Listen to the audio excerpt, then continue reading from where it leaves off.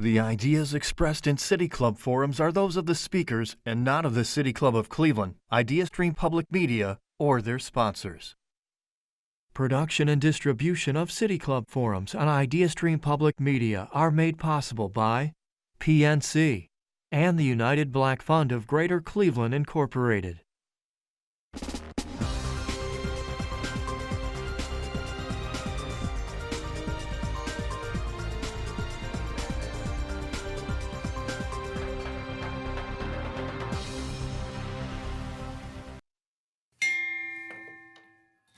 Good afternoon, and welcome to the City Club of Cleveland, where we are devoted to creating conversations of consequence that help democracy thrive. It's Tuesday, July 15th, and I'm Marc H, retired managing partner of PwC and president of the City Club Board of Directors. I am honored to introduce today's forum. Nearly 108 years ago, on October 13th, 1917, L. Hollingsworth Wood, chairman of the National League on Urban Conditions Among Negroes, spoke here at the City Club about issues facing Cleveland's growing African American population. He urged the city to see its new residents not as temporary labor during wartime, but as an essential part of its future.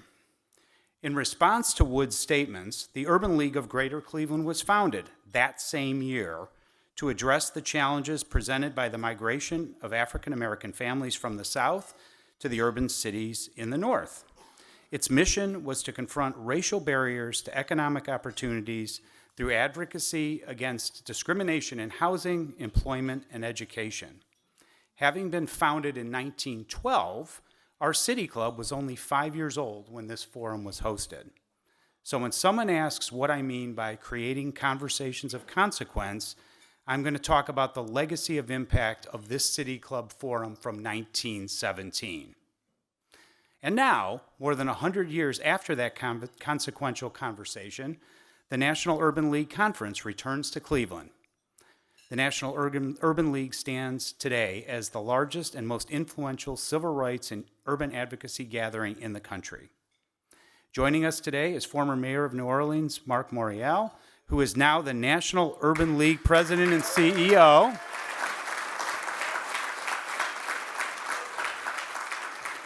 Along with Marsha Mockabee, President and CEO of the Urban League of Greater Cleveland. They will be led in conversation by Kevin Clayton, Executive Vice President and Chief Impact and Equity Officer at the Cleveland Cavaliers and a fellow board member of the City Club of Cleveland. If you have a question during the forum, you can text it to 330-541-5794, and the City Club staff will try to work it into the second half of the program. Members and friends of the City Club of Cleveland, please join me in welcoming our guests here today.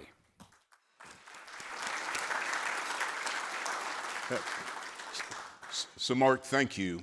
And before we begin, I just want to thank all of you for coming out. This is a very important, very special time in our city.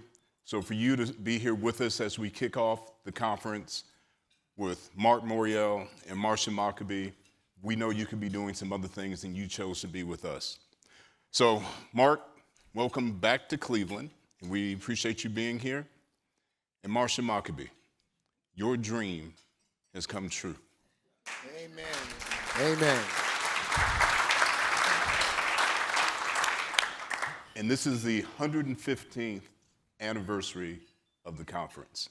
So Marc, I just want to start with you. And we know the National Urban League is 115 years old, second oldest civil rights organization in the U.S. And I would tell you with my experience with the Urban League, people will ask me, well, okay, so what exactly is the Urban League? Are you all the NAACP? Are you something else? And it's like, no, we're the Urban League. So can you take a moment and just set the stage for us as to what is the Urban League? So I like to say the Urban League is sui generis. That's a Latin word that means unique, one of a kind. And we are sui generis because we are, on one hand, a direct services provider organization. In communities, we're doing job training, after-school services, We're keeping people out of eviction and foreclosure court, and we're helping them become home buyers. We're working with small business owners. We are in the community doing that work in 92 cities across the nation.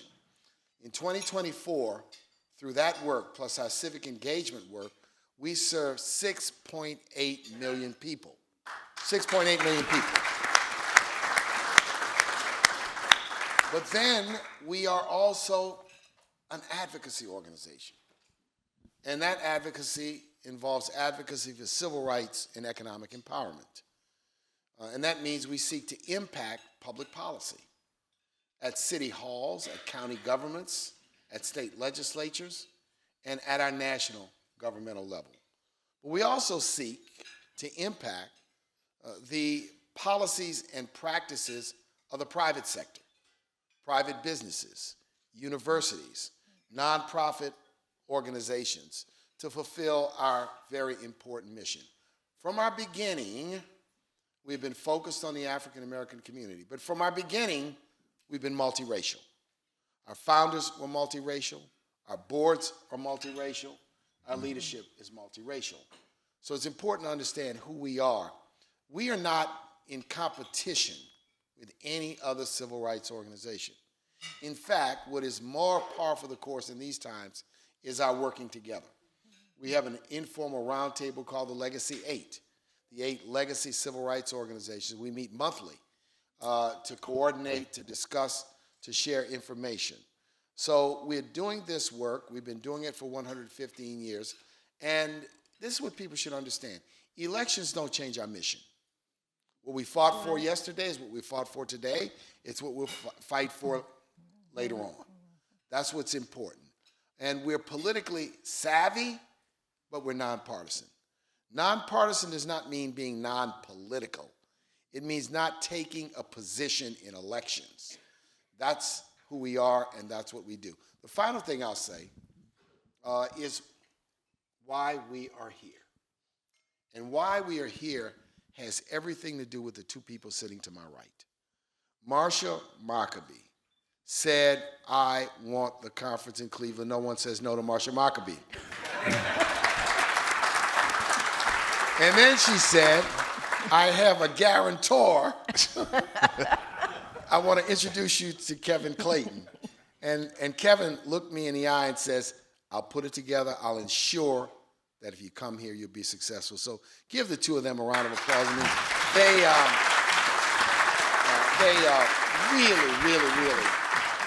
really made it clear that we could be successful here. And I tell you what, we are going to have a great next 3 or 4 days here in the land.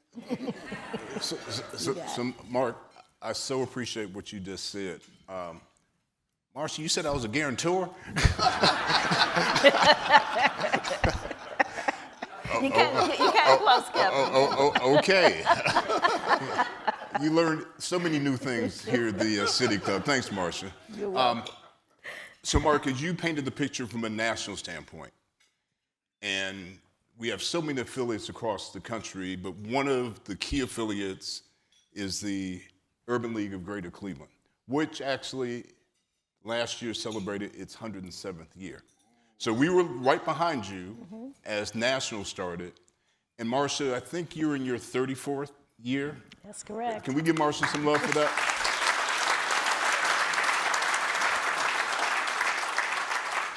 So all affiliates are not created equal. They all play different roles. Can you tell us about our affiliate here and how it helps to support and lead the national agenda? Absolutely.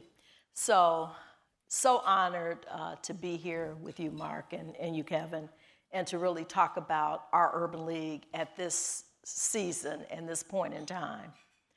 There are every affiliate within the National Urban League movement has the opportunity to operate in 5 different areas, and they are employment, which is a really big area that we focus in here in Cleveland.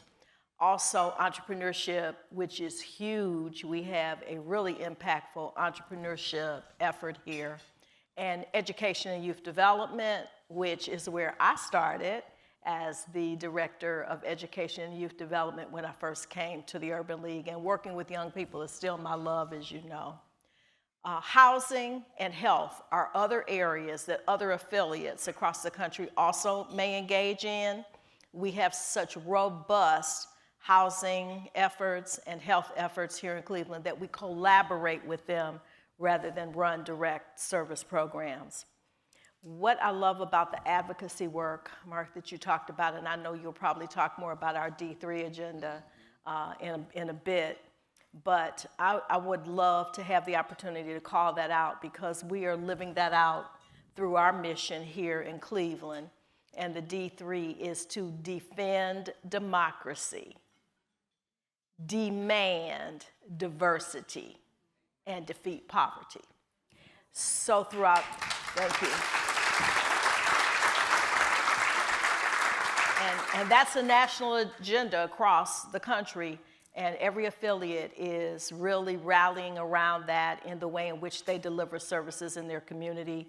We are doing the same, and we have some other things we're going to talk about, our Equity Institute and other things we'll talk about during our time together. But I'm just honored that we have the conference for such a time as this, because having been an affiliate that survived, we're once again in a survival mode, and this affiliate knows how to survive. So we're in good hands. We have good leadership. We have a number of board members who are with us today. This is our board chair who leads us. We lead together, and so we're very, very excited about our future and about this conference at this moment in time. So we set the table for who the Urban League is, what we do. 115th anniversary of the conference is very special. So Marsha, Mark mentioned that when you came to him, you said Cleveland. Why did you want to bring it here to Cleveland? And Mark, I'm coming back to you around the why, and then we're going to get into some real details around what's happening in the world right now.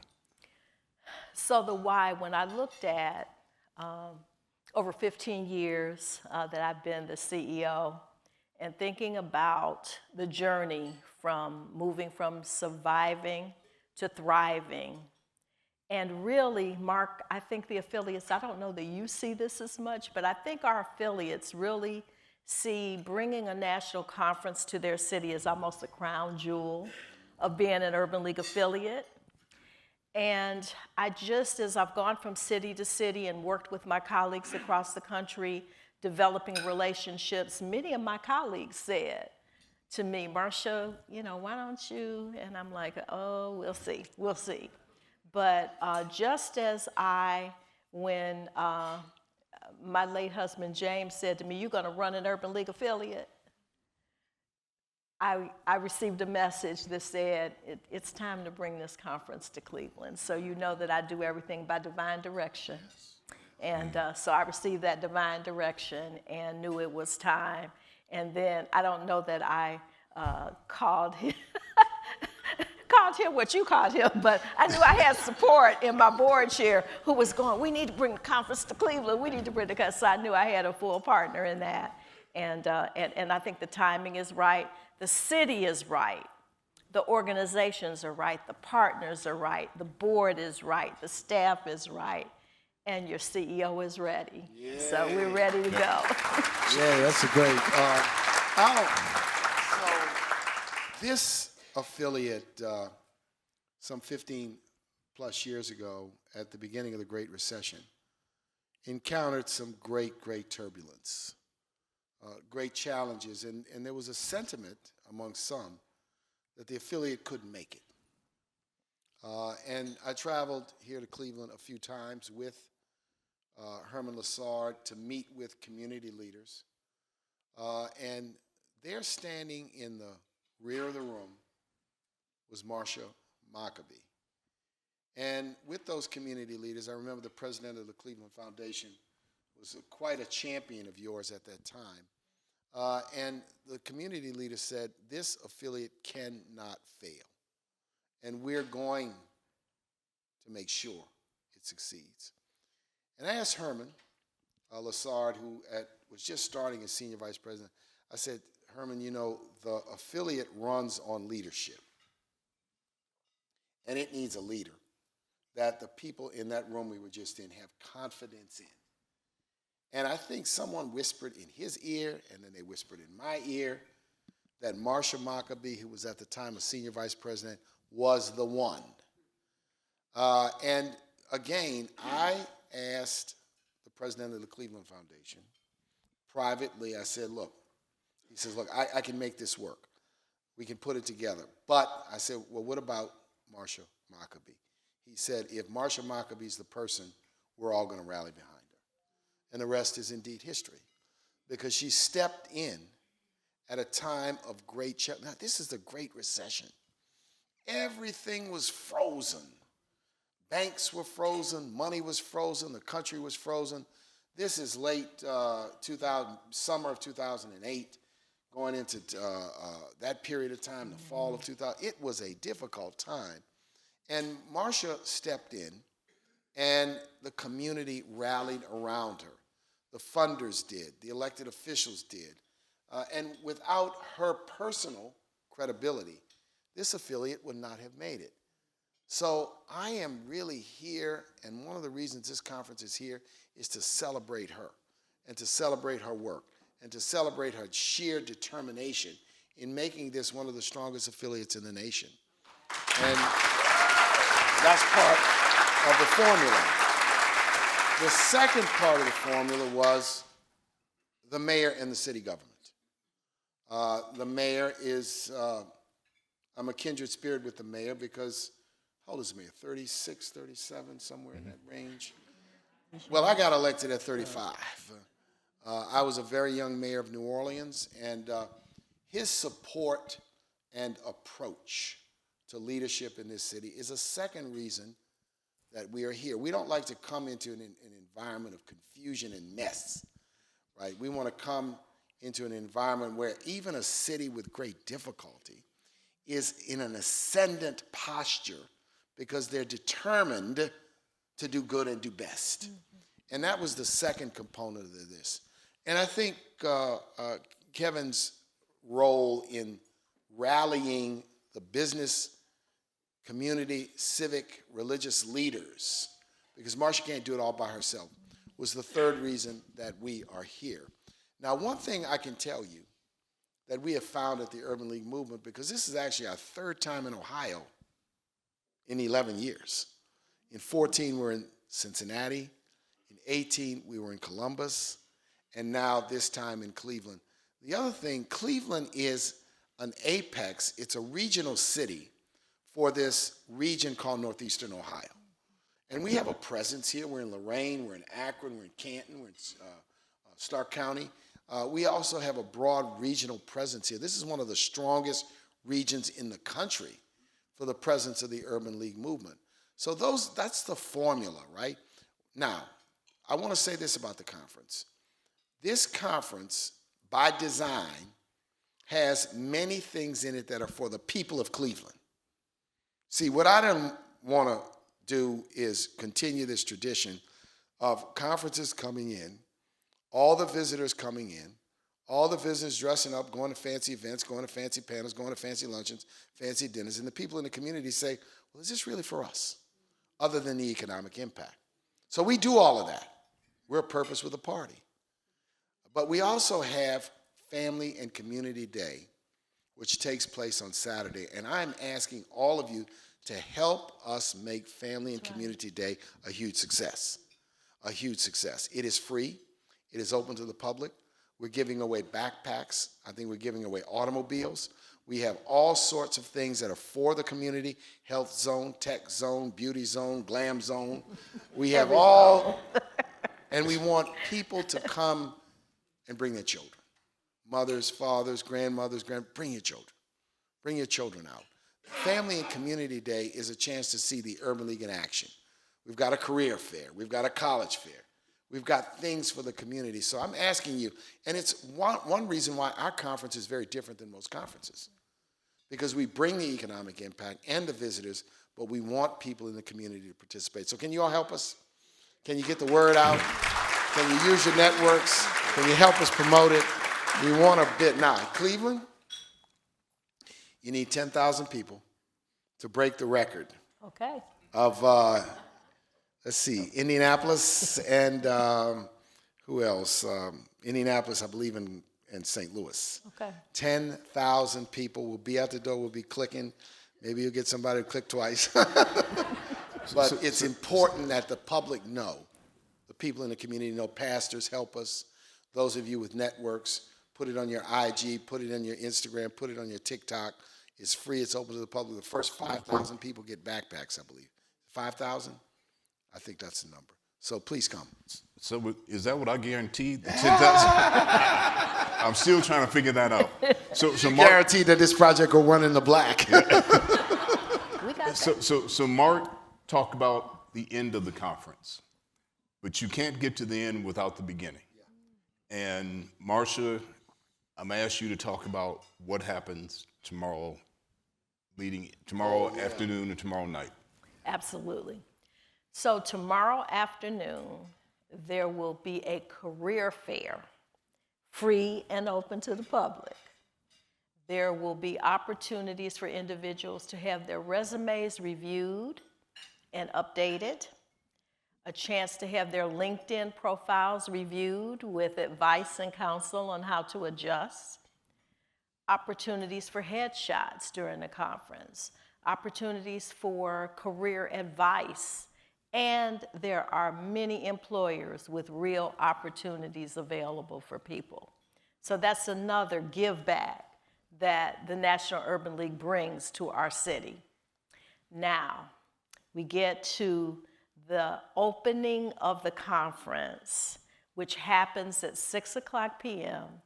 at the Convention Center with our own leader, who will be giving the State of the Urban League address. So you all are just getting a little appetizer of what he's going to talk about tomorrow night, but he will bring the full plan out tomorrow at 6:00. Right after that, at 7:30, because most of us will be in the room with Mr. Morial and hearing his vision and hearing his report to our community, is the host night event. And I have to tell you that many of my colleagues around the country are watching what's going to happen with this host night, because it will be held at the Rocket Arena. Yay. Yes. Okay? And so co-hosted by your Urban League of Greater Cleveland and the Cavaliers, okay? And we're very thankful for the partnership of the Cavaliers and many others, many other organizations who have helped to sponsor this event. But it's going to be epic. When we talked about what it would look like, I said to Kevin, I want a family reunion. Often our young people, you know, because we have a YP movement for young professionals, and they have their own agenda, and that's great. I have no problem with that. But sometimes we need to celebrate together. Yes, absolutely. In a room. And so what we created is an old school, new school kind of vibe where the music and everything that's provided, there'll be a fashion show, there'll be an art exhibit, there'll be a marketplace, there's a jazz lounge, there's something for everybody at this host night. And the final party down on the floor will be an old school, new school vibe, back and forth. And there will be line dance instructors, old school and new school, on the floor, bringing everybody together. So it is going to be a party. And I want to take a minute to thank and applaud my partner and board chair for making my dream come true. So thank you, Kevin. Tickets are on sale. Okay, tickets are on sale. Go, yes, we'll All right, we have you all information. know how we do things at Rocket Arena, right? Please do not miss tomorrow evening. Just, right. It is going to be epic to welcome everybody into the city. And I will tell you what Marsha and I had to battle for the last 3 years, particularly when the announcement was made, it was going to be Cleveland. Question was, why Cleveland? Why Cleveland? Mark didn't. Why Cleveland? So we took that personally and said, okay, just come to Cleveland and you will see why Cleveland, because we just do things a little bit different in Cleveland. Am I right? See, and I want to add to this. In the last 15 years, we've been to Baltimore, Indianapolis, St. Louis, Columbus, Cincinnati. And I can tell you that in every one of those cases, because those are not, it's not Orlando, it's not Chicago, it's not New Orleans, it's not Atlanta. In every one of those cases, people said, why are we going to Baltimore? Why are we going to Indianapolis? To a person, after they get there and they experience the city, and this is the same is going to hold true for Cleveland, they're going to say, wow, I didn't know this about Cleveland. I didn't know that about Cleveland. I had never experienced Cleveland. See, sometimes we allow the mainstream narrative about our great American cities to create the impression that our cities are not great places. See, the American city has all that is great about America. Great universities, Cleveland Clinic, diverse population, a downtown, entertainment, the Rock and Roll Hall of Fame. But American cities also have the greatest challenges we face with poverty and education and neighborhood dislocation. But they, in essence, are America. America is not a glass half full or a glass half empty. You know, America is a place that is constantly trying to improve itself. And we stand in that breach. We want people to see Cleveland. And we want them to understand that Cleveland's just like your hometown. It's got glistening downtown. It's got great assets. It's also got great challenges. We don't hide that. I have not been to an American city, big or small, that didn't have poverty. Yeah. An American city, big or small, that didn't have people struggling economically. I don't care whether it's a big city, small town, predominantly black, predominantly white, suburban, east, west, north, south. So I am confident that when people experience Cleveland, particularly in July, that they're going to walk away and they're going to say, wow, Marsha, this is a great city. So I want you all to be proud of your community, proud of your city, and push back against the critics. Push back against the critics that want to try to tear down. What would America be without its cities? What would America be without Cleveland and Chicago and New York and New Orleans? What would America be without Savannah and Charleston? And that's the spirit with which we bring to the table, that our cities are places of great challenges, but what we showcase in the Urban League movement is the work people are doing to address those challenges, to give people jobs, to help them become homeowners, right? To give them an opportunity to lift themselves up and lift their families up. So I am just absolutely confident that the Urban Leaguers are going to love it, and if we kick it off tomorrow night in the Rocket Arena, everything else will be downhill. Right? Everything will be downhill. So I want to give you all a round of applause for all the work, all the preparation, and for once again, a very warm welcome to us for Cleveland. From Cleveland.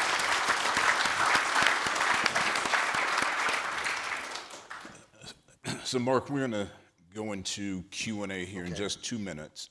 So in about 90 seconds, so I can tee it up, can you just talk a little bit about the 3D kind of policy and strategy? You'll have a chance to double down on it. Marsha stated it. D3 is our call to action. First is defend democracy. The second is demand diversity. And the third is to defeat poverty. And we wanted to wrap our call to action into something people could get their head around. And that's why D3. And I could talk extensively about what each of these things mean, but to me, they represent what the American agenda ought to be in the 21st century. We need to defend American democracy. democracy, for all of its problems and issues, the basic principles that the people pick their leaders, that we have a free and unfettered press, that we have a balance of power between three branches of government, right? That everyone, whether they're prince, princess, king, queen, or pauper, have a single vote and the ability to impact who represents us, or diversity, which is enshrined in our basic founding documents, that all people are created equal. That equal justice under the law is a guiding principle. That's what diversity means. And that we fight and we battle and we about how to actualize it. So when people talk about diversity, equity, and inclusion programs, it's really about how you actualize it. And like I say, if you got a better set of initiatives, let me hear them. But don't throw it out and replace it with nothing. Give me something indeed better. And defeat poverty, which is an issue, and many in this room, many people grew up, their families grew up overcoming great economic difficulties and challenges. But I just feel that a nation that has an economy that is about $30 trillion, the largest economy in the history of humankind, should not have 15 to 20% of its people living in poverty.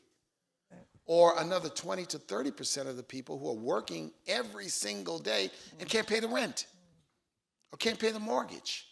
I just don't think something is misaligned when you don't have an opportunity to achieve prosperity. You shouldn't have to be a billionaire to achieve prosperity in America. I mean, you shouldn't have to be a billionaire or a millionaire. I'll say the last thing I say, the Midwest, with its industrial and manufacturing infrastructure, was built on helping people gain home ownership, middle-class status, take care of their families on these factory jobs. And the Urban League was at the center of that in the 40s and the 50s and the 60s. And whether the future is going to be manufacturing jobs or not, it ought to be jobs that provide sufficient wages with sufficient benefits for people to stand up and take care of themselves and their loved ones. Yeah. It's just a basic thing with me. Yeah. So we'll have, thank you, Mark. Thank you, Marsha. I'm going to read this card specifically because here at the City Club, we have some very specific kind of rules. So we're about to begin the audience Q&A. For our live stream audience, I'm Kevin Clayton, Executive Vice President, Chief Impact and Equity Officer for the Cleveland Cavaliers and Rock Entertainment Group. Here with me today is Marsha Mockabee, President and CEO of the Urban League of Greater Cleveland, and Mark Morial, President and CEO of the National Urban League. Today we are talking efforts at both and about the national and local levels that are eliminating barriers to prevent Black Americans and other communities of color from achieving their full potential. We welcome questions from anyone, City Club members, guests, as well as those joining via the live stream at cityclub.org. As a reminder, please keep your questions short to the point and actually have a question so we may get to as many as possible. We have mics that are set up over here, and I ahead of time will tell you I will not be rude. I'm not intentionally being rude if we don't get to the question. I'm going to ask you to speed that up. So yes, please. Thanks to all three of you for the work you do both locally and nationally. You talk about the 3 Ds and you talk about education. In 2024, the voter turnout in the city of Cleveland was less than 50%, and in some wards, close to 25%. Can you talk about what the Urban League might be doing to increase both registration and voter turnout in the coming elections? Very important and good question. I am stumped at why in an election of great consequence, why in any ward, precinct, or neighborhood, 25% of the people would turn out. And my only takeaway from that is people who do not vote sometimes are voting for none of the above. They're voting by not voting. We have to convince people, and this is an old school notion, that voting is an obligation and a responsibility. And it is a necessity. Drinking water is a necessity. Eating food is a necessity. To me, voting is a necessity in quote unquote, a democracy. Now, what are we doing? We have to double down our effort, and we got to start early, which means this fall and into the beginning of next year, to register and begin having conversations about the value proposition of voting. Sometimes people don't connect the dots, now we in this room may, between the people who are elected and their power over decisions and how it impacts our life. We don't sometimes make that connection. The other thing is, I said this earlier in an interview, that we also have got to get in people's face. And we can't accept all these excuses about not voting. You know, we got to tell people, if we got to shame some folks, we got to shame some folks. It just is inconceivable that people are not participating. So we had an extensive civic engagement campaign in 20, 22, and 24. But as extensive as it is, we touched probably 2.5 million people through calls, through emails, through text, through door knocks. It could be 5 times as large if we could achieve the funding levels we need. So I'd like to see more resources put into nonpartisan voter education and voter registration efforts. And it comes from individual donors, philanthropy, and the like. But it is not, it's not acceptable, is my answer. And it's stunning to me, and I'll tell you why it's stunning to me. I got elected mayor of New Orleans twice. In both races, the turnout was probably almost 70%. We had a long history in New Orleans and in a lot of southern communities after the Voting Rights Act to have very high turnout, 60, 55, 60, 65, 70%. Every mayoral race, every presidential election, every gubernatorial election, we had high voter turnout. Then after Katrina, it trailed off, trailed down. It's more like it is here now, right? Maybe a little bit higher. And I just invite the community conversation because we have got to do some. Democracy will die under self-suppression, under non-participation, because I can guarantee you there are people in politics who run around saying, let's do everything possible to discourage people from voting. Let's do everything possible to make it hard for them to vote, because we know if we can get our little voters out, we'll win elections. And that's what we're faced with today. Okay. Marsha, do you want to talk a little bit about what we're doing locally? Absolutely. One of the things that we're learning, because we have a YP, a very strong YP group here in Cleveland, and we have a youth movement, we really have to understand to listen first, to understand what are the issues as to why people are not voting. Because in our time, in our movement, from the civil rights era, it just made sense because we had history, we had from generation to generation being passed on that, and we listened because we listened to authority who told us what to do. Times are different. So we have to connect with people based on where they are and help them to really understand how voting really either supports or doesn't support their dreams and their aspirations.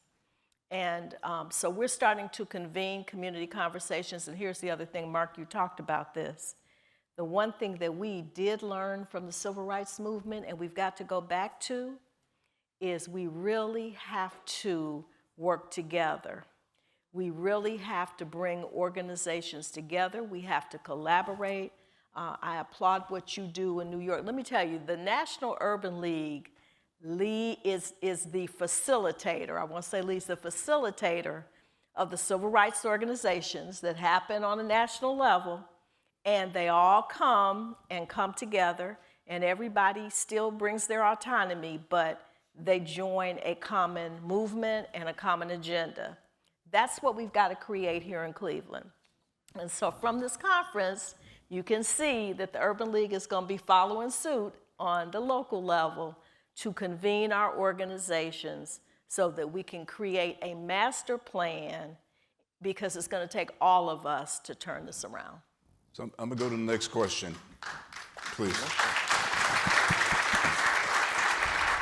I'm going to go to the next question, but I would add one thing to it, because we talked about the civil rights organizations.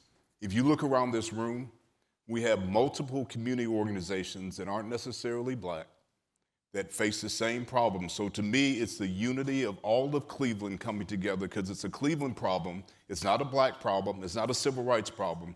It's our community. So us coming together is going to be helpful. Yep. Please. Good afternoon. I'm so glad to see all of you here. I just want to make one statement about the last question. The person's willingness to vote is directly related to their quality of life. So we need to work on that. But I spent 2 hours this past Saturday, I think it was, volunteering to stuff swag bags for the Youth Summit. And so what doesn't get talked about enough is the wonderful work that the Urban League does with young people, especially in Cleveland with the college tours and so forth. So can you talk about the Youth Summit and the work that you do locally with our high school students? Yes, I'll be happy to do that. First of all, I want to applaud my team at the Urban League of Greater Cleveland, who are doing a lot of the leadership work at the Youth Summit. We have some 250 to 300 students from across the country who are here, and at the same time that our conference is going on, the Youth Summit is going on, and I think some of them are going to be joining us, Mark, tomorrow night at the kickoff. And I want to point out that they are residing on the campuses of Case Western Reserve. We have one of our board members from Case here, and also we have them at John Carroll University. So they are hosting our students at those locations. Okay. At the Urban League, really quickly, as you know, Morial, because you've been very instrumental in working with us, I started as the Education and Youth Development Director at the Urban League of Greater Cleveland, and that was my first love. I love working with young people. I would say, give me the young people, okay, y'all work with the other folks. Because young people are so, they're so open, and to watch the lights go on in the eyes of young people when they discover who they can be, and they understand that they are not determined by their zip code or their past or what their parents did or any of that, that they still have hope to become whatever it is they want to be. That's been part of my mission of my work. And so we have a strong My Brother's Keeper program that the Cavs are in partnership with us on. And we have one for the young ladies, because see, I raise daughters like Kevin. I raise daughters too. And we can't leave the young ladies out, and I love the name of it. It's called Unbreakable. Ladies, y'all get that? Unbreakable, okay? So we're doing that, and we have a reading program for literacy to help our young people in our community, and that's going very well, and our college tours, because we believe that we need to prepare students for college, career, and life. So when people try to talk about me, oh, everybody's not going to college, I'm like, no. There are pathways for everyone to get to where they want to go, and at any stage in life, they may choose college, they may do it through career, but they have to have the life skills. So our job is to give them all of that so that they can be successful and they can contribute to the community. We have a question back here. Thank you. Thank you to Marsha Mockabee and Kevin Clayton for your local leadership. I'm a pastor, and I want to tell you, Mark Morial, that our local leaders are always including the pastors. I want to thank you for that, Marsha Mockabee and Kevin. Thank you so much for that. And I would like you to, so I have two questions really for our local leaders and one for you, Mr. President. Because we have 5 of our local pastors who are clergy presidents who are here today.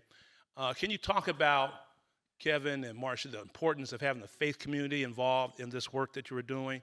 And I'm curious, Mr. President, because we were very concerned when one of our national organizations turned their back on the civil rights organizations who was boycotting Target.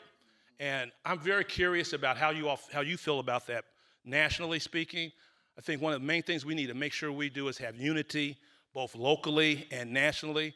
We were very upset at our national president who went behind the national leaders' back to make a horrible deal with Target. Can you kind of speak to that if you can with both of those issues? Thank you. You want me to take Yeah, that? You take that first. This is what's important.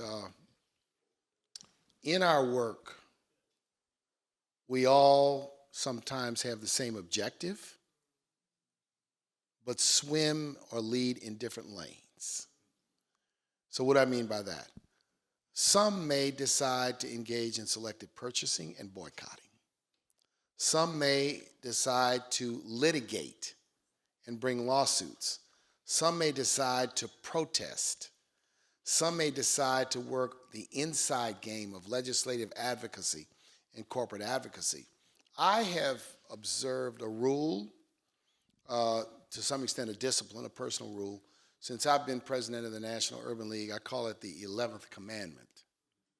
And I don't speak ill of other leaders, civil rights leaders, in public, unless and until I've had an opportunity to speak to them. So I haven't spoken to the leadership of the National Baptist Convention and would not offer any observations until I understood what may have gone into their thinking with respect to this issue. But it's very important and that we practice unity without unanimity. And they're two different concepts, unity and unanimity, and that we also do not fall into the trap of lining up in a circular firing squad. See, the old crab in the barrel, it can get us because we can get sidetracked. You know, having said that, I think a strong message has been sent to Target because of the fact that people have chosen not to purchase in response to their walk away from diversity, equity, and inclusion. Now, other corporations, and in my conversations, because one of the roles I play is engage with corporate leaders privately, and I have said to them, watch out, be careful, watch what your consumers think.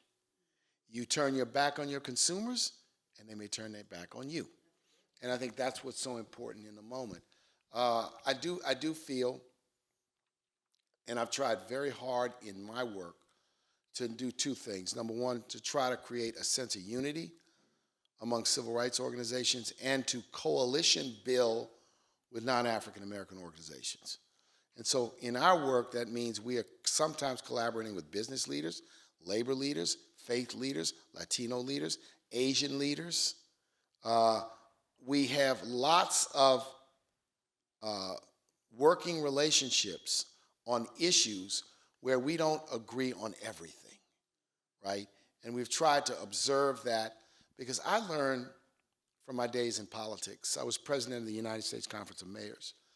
And we had mayors who were on the left, in the middle right, middle left, and we had a few that were on the right. But on certain issues, we were unified. When it came to money for our cities, we were unified. When it came to our voice on national affairs, we were unified. And I've tried to bring that spirit to the civil rights community to some extent and to our leadership in the community. So I really feel that in this instance, those pastors who do have some concern about what National Baptist Convention leadership did, I think there ought to be some behind-the-scenes dialogue. We got to talk to each other. We got to have a conversation with each other. And sometimes you have to say, well, if you're going to make these kind of moves, maybe there needs to be broader consultation. That's how I would observe. But I thank you for the question. Yeah. If I may, Kevin, I can't let that other part of that question go because it's so important, and thank you, Pastor, for asking that. So why do I so readily engage my ministerial community? On the door of my house, it says, as for me and my house, we will serve the Lord. So anywhere that God seats me or places me, I bring that with me. And I will tell you that, wonderful, I'm thankful for the things that you all have shared about as the vessel, what God has been able to do through me. But let me be clear. It would not have been possible without his favor. It was only done through him, and only as the willing vessel have I been able to accomplish it. So I stay close to those folks who pray for me and who cover me. And I'll just share this with you. In 2020, when I lost my husband of 50 years, I had 3 pastors call and say, Sister Mockabee, we're going to be your pastor guards. If anybody messes with you in this community, all you have to do is call us. If anybody tries to challenge you, we know you can handle it. But, if it gets past the point that you can't handle and you need some backup, all you have to do is call. I won't call y'all out in this session because everybody don't need to know who you are.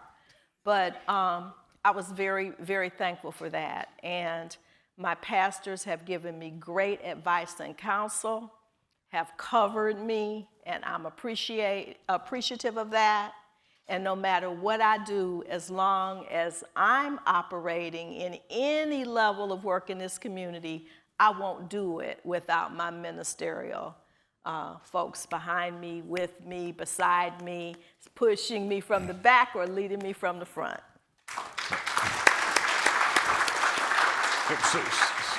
So you referenced in your question Marsha and I. Marsha and I are aligned from a faith standpoint, and any given day, any given moment, I'll receive something of faith from Marsha and vice versa. We believe that the faith community from a broader standpoint is absolutely critical to this community. So absence of that, we believe, why are we here?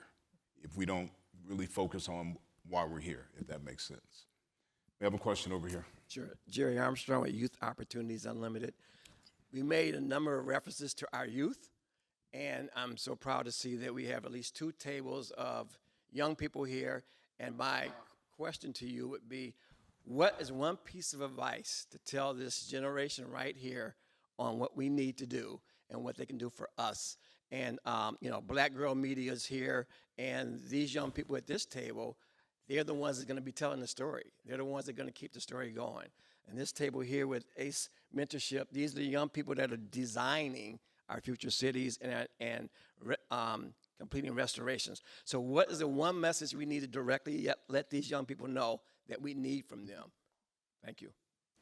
Mark, you want to start, then Marsha? One of my messages for this year's Youth Summit is to young people, be on time.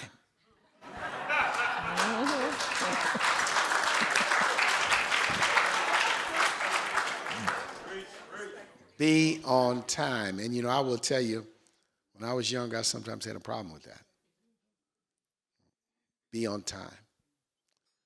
The other thing I would say to you is always give it your best.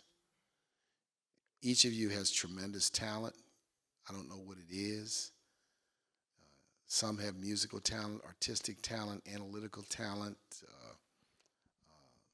talent with numbers, talent with words, talent with people. Give it your best. The last thing is, third thing, is called respect. That's real. So respect works 2 ways. One is called self-respect. The other is respecting others. See, all too often, we're quick to anger. We're quick to feel that standing up for myself means getting into a confrontation. Are we big enough, if we see 2 friends or 2 classmates about to get into it, to not be the person that promotes it, pushes it, but the person who chills it out? The person who says, hey, look, let's talk about this. Or why don't we talk about it later? So can you engage in self-respect and promoting respect?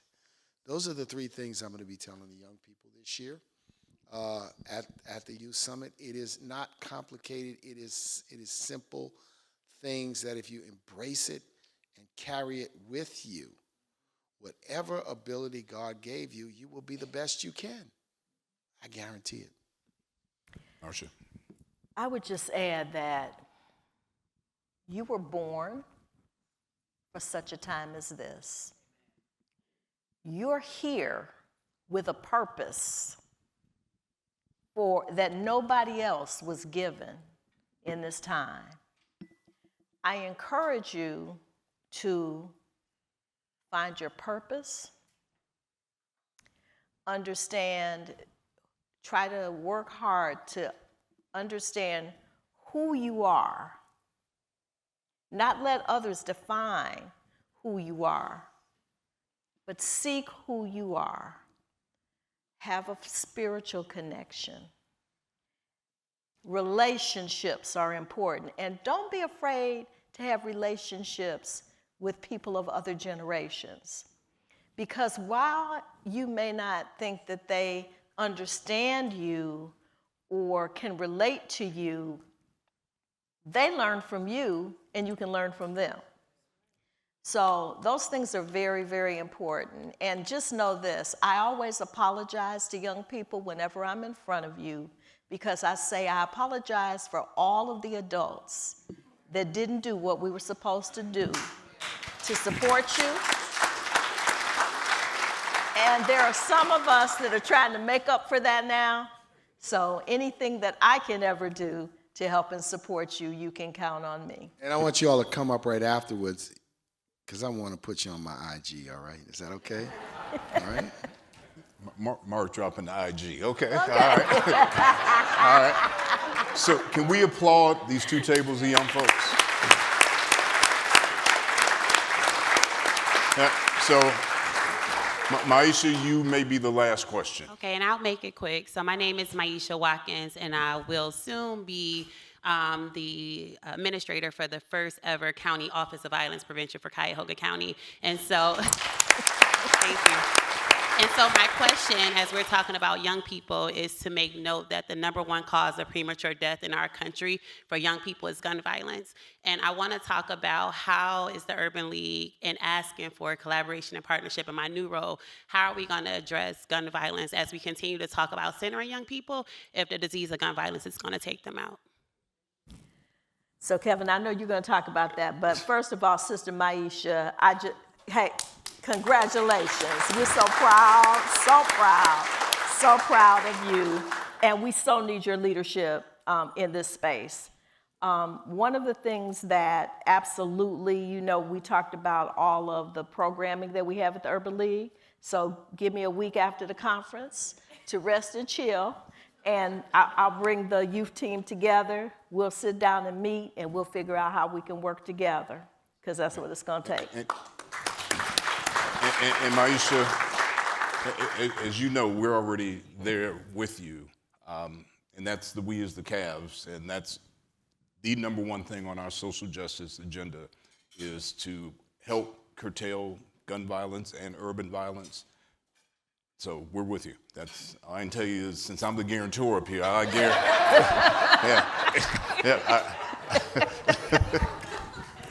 Oh boy. Mark.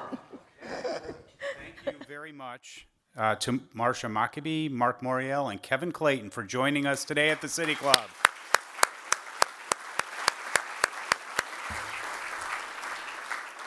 Forums like this one are made possible thanks to generous support from individuals like you. You can learn more about how to become a guardian of free speech at cityclub.org. This afternoon's conversation was made possible thanks to the support of the Urban League of Greater Cleveland, as well as partnership with Cuyahoga Community Partners and Zonta Club of Cleveland. The City Club would also like to welcome guests to a table hosted by the Urban League of Greater Cleveland, Tri-C, Black Girl Media, Bank of America, Northeast Ohio Regional Sewer District, and the Alpha Phi Alpha Fraternity.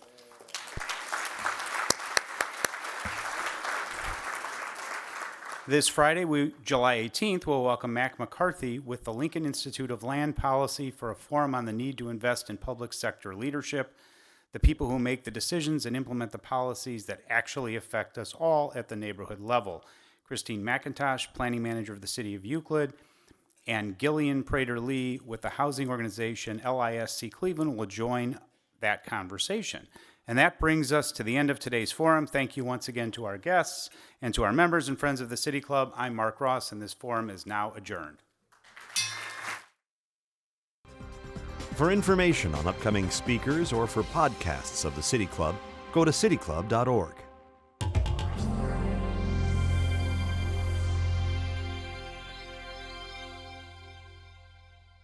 The ideas expressed in City Club forums are those of the speakers and not of the City Club of Cleveland, IdeaStream Public Media, or their sponsors. Production and distribution of City Club forums on IdeaStream Public Media are made possible by PNC and the United Black Fund of Greater Cleveland, Incorporated.